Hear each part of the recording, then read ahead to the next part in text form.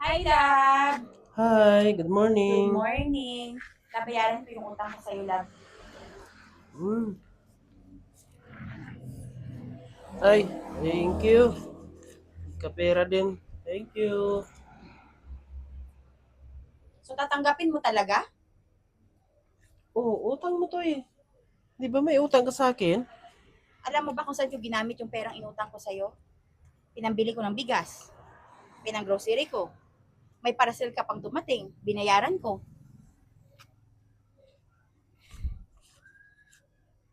Sige na, babalik ko na lang to sa'yo. Ayan na. Paano pa yung pambayad ng kuryente? May pera ka na. Ay, iba to. Sa akin to.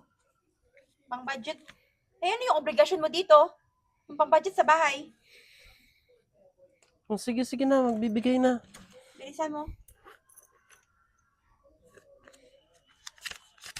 Okay, 5. Oh, ito na, okay na. Ito pang budget to sa bahay, ha. Yung Mm. internet natin, 3,000. Hindi kasama sa budget sa bahay yun. Hindi na, may pera ka na. Ay, hindi Dami kasama na yung yan. hindi kasama yung internet. Gusto mo Magkano- ipaputol ko? Paano pa tayo maka-upload ng content natin? Paputol mo, magkano ba yun? 3,000. Baka pwedeng bayaran ng pera mo. Ay, hindi. Pang budget to sa bahay.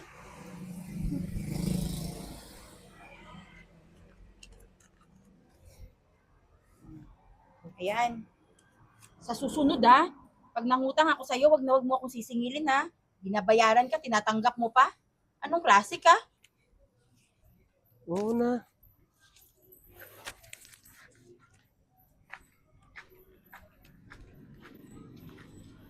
Ubos ang pera.